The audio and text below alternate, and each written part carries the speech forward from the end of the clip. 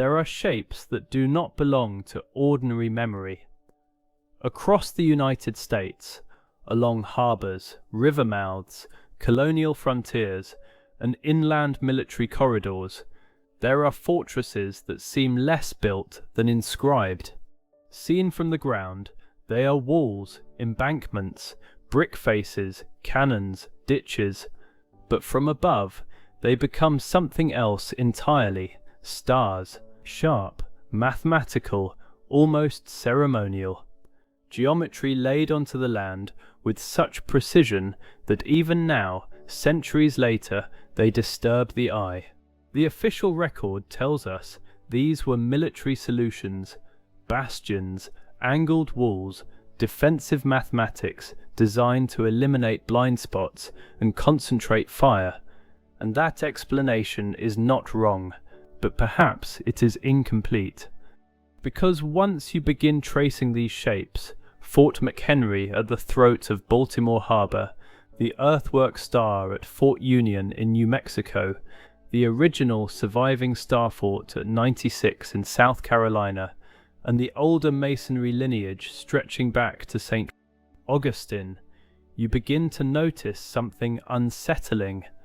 These structures are not isolated curiosities, they are fragments of a continental language, a repeated code, a geometry of control, vision and fear, a pattern so large that modern people rarely see it at all. And perhaps that is the real mystery. Not that the forts were hidden from us, but that they were visible the entire time, drawn on old maps, preserved in park archives, sitting openly in the American landscape, while the deeper question was never asked: why did power in early America choose to speak in stars?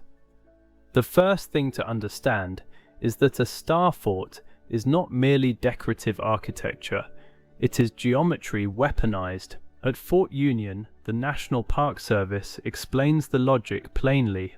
Bastions project outward, so defenders can fire down the entire length of the wall, denying attackers shelter, while demaloons, or ravelins, add triangular outer defences, turning the fort into a larger, more layered field of controlled angles. In the case of the second Fort Union, those bastions and demaloons created the appearance of an 8-pointed star. The ditch outside the fort became both barrier and quarry, the excavated soil rising into the very walls that would resist assault.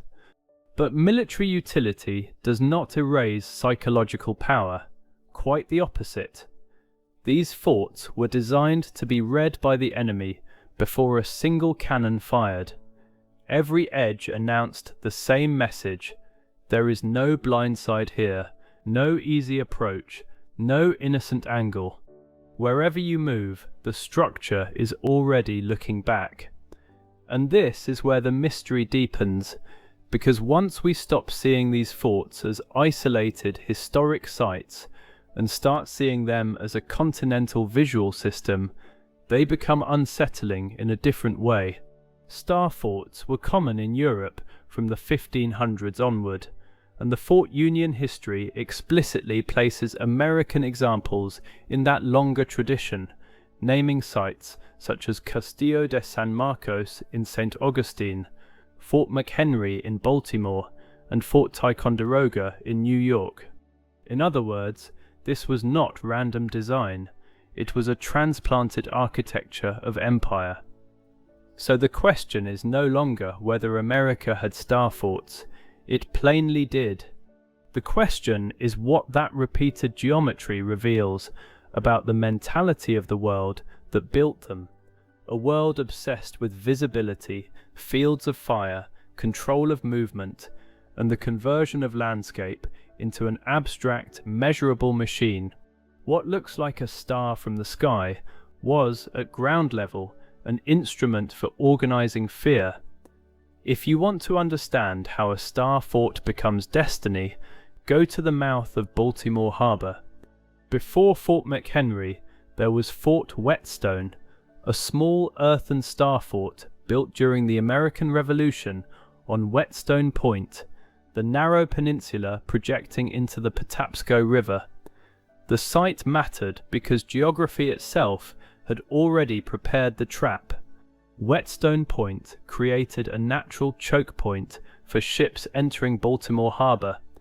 The Maryland authorities understood that whoever controlled this projection controlled the terms of entry to one of the young nation's most important ports. The historical record here is unusually vivid. The Fort Whetstone page describes Baltimore in the Revolutionary era as a vital supply hub, a privateer base, a shipbuilding center, and a crucial node in mid-Atlantic grain trade.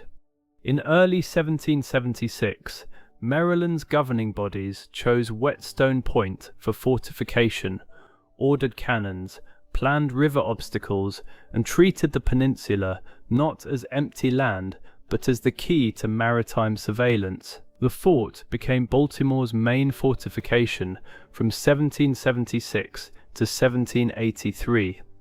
And then there is the map. In the Library of Congress Prints and Photographs Catalogue, a historic American buildings survey item reproduces part of A.P. Foley's 1792 plan of the town of Baltimore and its environs. Its title is explicit. It is a map of Whetstone Point showing Star Fort and shoreline batteries, call number HABS MD 4DM BLT 5 Dawn-21. The point here is not that the map is secret. It is that the map has been sitting in plain sight, quietly preserving the memory of a fortified geometry at the harbour mouth, an image of the city's defensive mind rendered in line and angle. Source: this is the strange power of archives. They do not always hide the truth. Sometimes they bury it in plain sight, under catalogue numbers and bureaucratic titles, until the modern eye forgets how to see what is obvious: a star fort at a choke point, shoreline batteries, trade routes, cannons, obstacles in the water. This was not merely a building. It was a machine for governing arrival. In 1798, construction began to transform Fort Whetstone into something more permanent. Fort McHenry, built in brick and stone masonry and completed in 1803. Its purpose was direct and unmistakable: to defend Baltimore Harbor. Then came the test. In September 1814, after British forces had burned Washington, the city of Baltimore became the next target.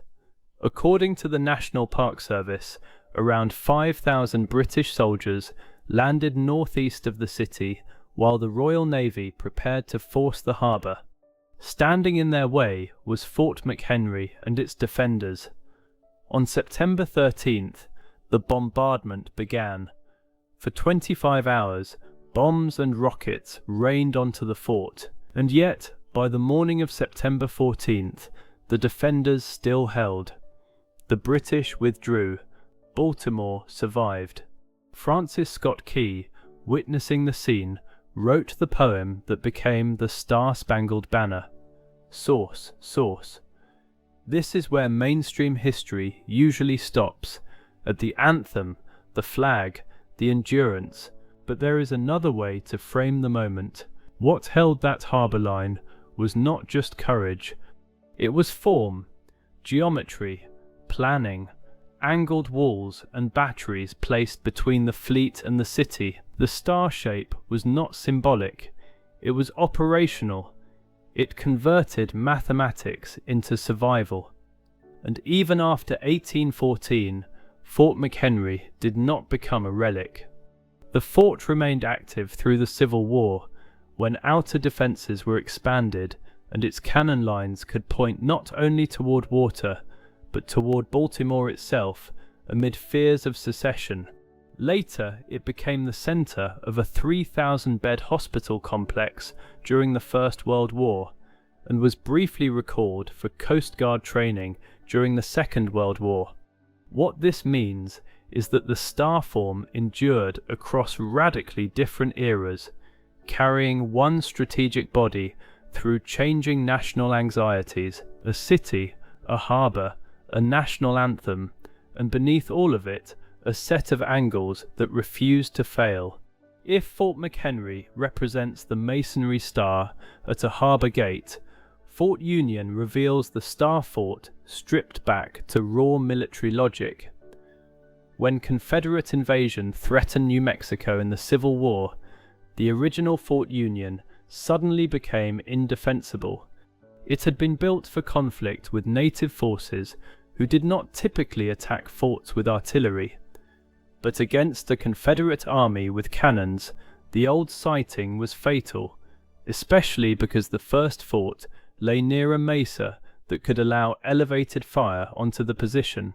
So the army moved the new fort about a mile away and built again, this time in dirt, ditch, angle, and relentless labour.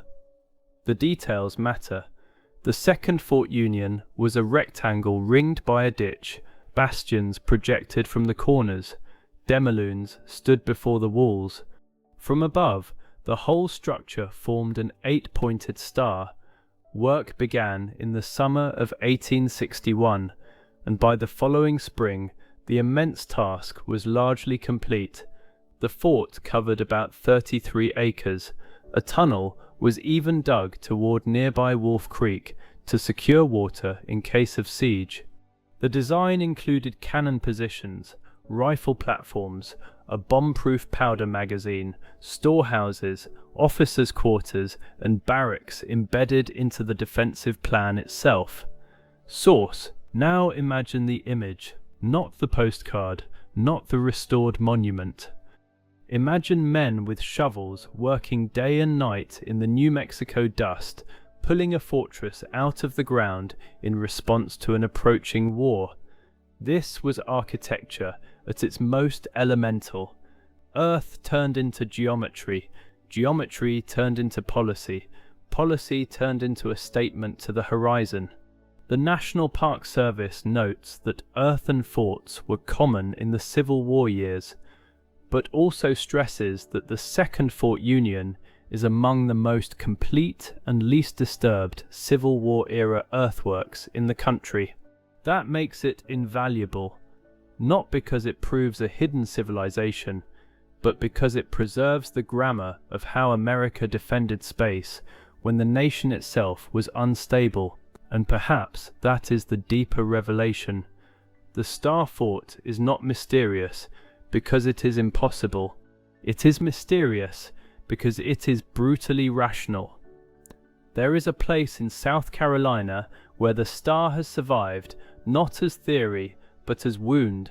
At 96 National Historic Site, the National Park Service states it plainly. The siege trenches are partially reconstructed, but the Star Fort itself is original.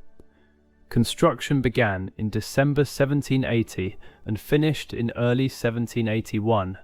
It was built by loyalist soldiers and enslaved labourers from nearby farms and plantations. Its engineer, Lieutenant Henry Haldane, chose an 8-point star instead of a square fort because the design allowed musket and cannon fire in all directions. Source: this is one of those moments where the language of history becomes more powerful than invention. The walls were about 14 feet high, and with sandbags they reached roughly 17 feet during the battle. The fort included a gun battery. During the Patriot siege, a long mound of earth called a traverse was built as a second line of defense in case the walls were breached. On June 18, 1781, the assault began at noon. A selected Patriot force known as the Forlorn Hope charged forward with axes, grappling hooks, and the intention of cutting through defensive obstacles such as abatis and frays. The attack lasted 45 minutes before being called off. What survives there today is not merely a fortification. It is preserved tactical thought. you can still read the anxiety in the walls. And that matters because modern audiences often encounter star forts only as aerial images shared online, perfect diagrams detached from place. But 96 reminds us that these shapes were lived inside. People bled across these angles. Enslaved labor built them. Loyalists defended them. Patriots died trying to tear down the sandbags at their peaks. The star, in other words, is not just beautiful, it is human conflict frozen into form. So when we stare at these forts and feel that uncanny pull, that sense that they belong to some older or stranger order, we should remember what we are actually sensing. Not fantasy, not myth alone, but the cold intelligence of war made visible. To see the full pattern, we have to widen the lens. The National Park Service's broader fort directory frames American forts as part of a military history stretching from the 17th century through the Revolutionary War, the Civil War, and into the World Wars. Its summary includes a striking line about St. Euadia. Augustin, the oldest masonry fort in the United States and the only surviving 17th century military construction in the country, still stands there. That fort is Castillo de San Marcos. The same directory places Fort McHenry, Fort Sumter, Fort Monroe, Fort Pulaski, Dry Tortugas, and many others into a long national continuum of fortification. This matters because it breaks the illusion that the American Star Fort is an isolated oddity. It is part of a much larger transfer of military knowledge, European geometries adapted onto American coastlines, river mouths, and contested frontiers. Fort McHenry guarded Baltimore's harbor. Fort Whetstone controlled a narrow maritime entry. Fort Union adapted star geometry to the Western theater of the Civil War. 96 embedded it in revolutionary violence. Castillo de San Marcos anchors the older masonry tradition, but there is another implication, and it is perhaps the most unsettling of all. The more documented these forts become, the less ordinary they feel. Because documentation does not reduce mystery, it often sharpens it. Once you know the dates, the call numbers, the campaigns, the dimensions, the ditches, the bastions, the demaloons, you begin to see that the United States inherited not just buildings, but a worldview, a method of dividing space into kill zones and approach lines, a way of turning landscape into command. The Star Fort is the fingerprint of a civilization that feared surprise, and perhaps that is why these structures still fascinate modern viewers who know almost nothing about siege warfare. They recognize instinctively that this is not casual architecture. These places were designed by minds that believed survival required total visual mastery of the world around them. A Star Fort is what happens when power dreams in angles. If this documentary were framed as a case file, these would be the primary American anchors. 1. Fort Whetstone, Whetstone Point, Baltimore Harbor, small earthen star fort, constructed during the American Revolution at the entrance to Baltimore Harbor. Whetstone Point, described as a narrow peninsula and natural choke point for maritime traffic. Fortified beginning in 1776, served as Baltimore's main fortification through 1783. 2. Fort McHenry, Baltimore, Maryland. Construction to expand Fort Whetstone began in 1798. Permanent masonry fort completed in 1803. Bombarded by the British for 25 hours during the Battle of Baltimore in September 1814. Defense of the fort inspired Francis Scott Key's poem that became the national anthem. 3. Library of Congress archival map record, Historic American Buildings Survey record, reproducing part of A.P. Foley's 1792 plan of the town of Baltimore and its environs, described explicitly as a map of Whetstone Point, showing Star Fort and shoreline batteries, call number HABSMD 4BLT 521. 4. Fort Union National Monument, New Mexico. Second fort built beginning in summer 1861 in response to Confederate threat, included bastions, demillunes, a surrounding ditch, cannon positions, rifle platforms, bomb-proof spaces, and a tunnel to Wolf Creek. Formed an 8-pointed star and covered about 33 acres. 5. 96 Star Fort, South Carolina. Construction began in December 1780 and finished in early 1781. Original earthen star fort still survives. Walls approximately 14 feet high, about 17 feet with sandbags during battle. Siege and assault details recorded for June 18, 1781. 6. Castillo de San Marcos and the wider fort network.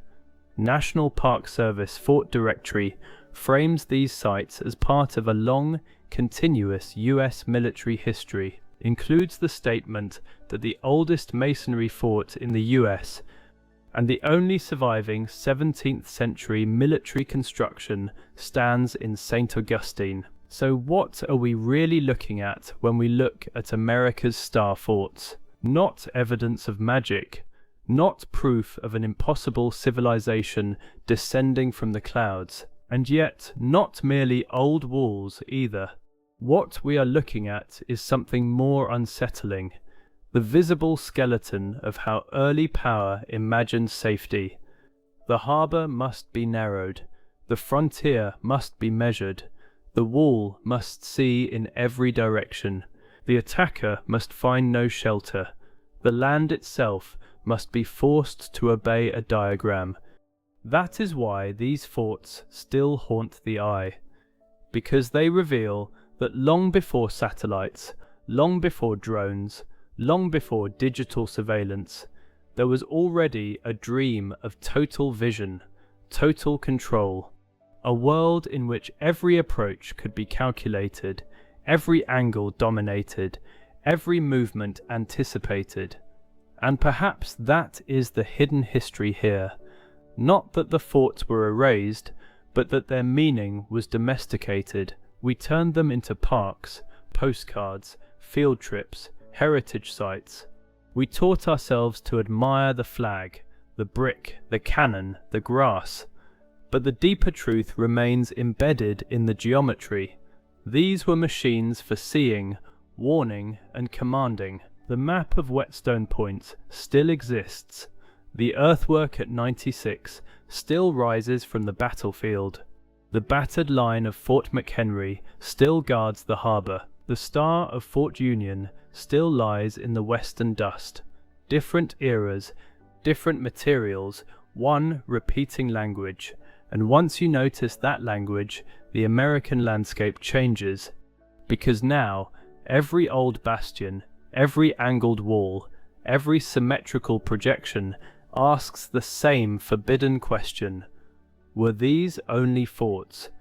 Or were they the first great American instruments of controlled space, an architecture so complete, so rational, so psychologically overwhelming that even now we mistake it for scenery? Maybe the greatest mystery is not what history hid. Maybe it is what history showed us, again and again, until we stopped seeing it,